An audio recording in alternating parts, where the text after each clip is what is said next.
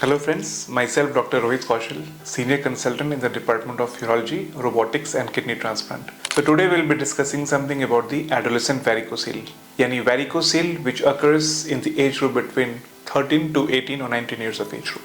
So why is that adolescent varicocele is so important to understand? Because varicocele treatment अपने आप में एक बहुत ही डिबेटेबल टॉपिक है और कोई क्लियर कट गाइडलाइंस नहीं है आज तक वर्ल्ड लिटरेचर में कि किस पेशेंट्स को हमें ऑपरेट करना चाहिए किसको नहीं. And more so if it comes to the adolescent population जो कि अभी मैरिड नहीं है, जो कि अभी फैमिली भी प्लान नहीं कर रहे हैं, उनमें ये सर्जरी करनी चाहिए नहीं करनी चाहिए, ये अगेन एक बहुत ही इंपॉर्टेंट इशू है जिसे हमें समझना बहुत ज़रूरी है.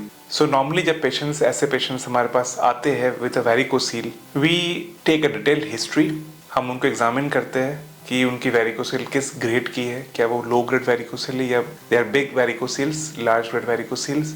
सेकेंडली उनकी टेस्टिकुलर साइज कितनी है, क्या वो छोटी हो गई है compare to the opposite side, क्या ये बीमारी दोनों तरफ है, उनकी हार्मोन स्टेटस क्या है. And if they are able to give a semen sample through masturbation in the lab, हम उनकी सीमेन टेस्ट को स्टडी करते हैं कि सीमेन एनालिसिस में कोई एबनॉर्मेलिटीज तो नहीं है. So based on all this findings हम फिर डिसाइड करते हैं कि उनको हमें सर्जरी ऑफर करनी चाहिए या सिर्फ simple medicine and conservative major से ही मैनेज करना चाहिए. So first and foremost coming to surgical options.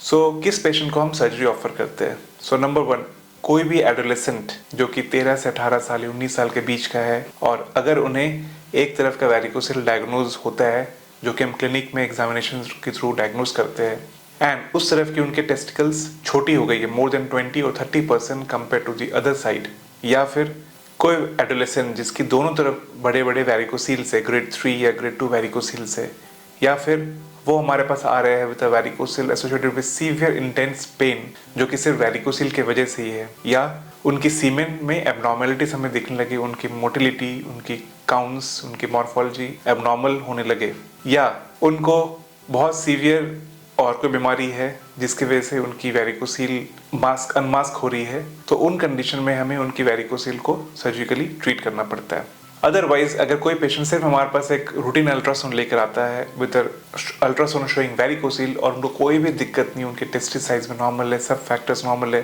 तो उन पेशेंट्स को हम सर्जरी ऑफर नहीं करते हैं. उनको हम सिर्फ एक रूटीन फॉलोअप में रखते हैं every 6 monthly to every yearly with a routine ultrasound to see उनकी टेस्टिकल साइज मेंटेन्ड है कि नहीं है एंड उनके सीमेन में कोई एबनॉर्मलिटी तो नहीं हो रही है. सो फ्रेंड्स, अगर आप में से या आपके कोई भी रिलेटिव जो कि इस एज ग्रुप में आते हैं 13 to 18 years and they have been diagnosed with varicocele, so please do come forward to meet your urologist at the earliest and get the correct treatment. Thank you.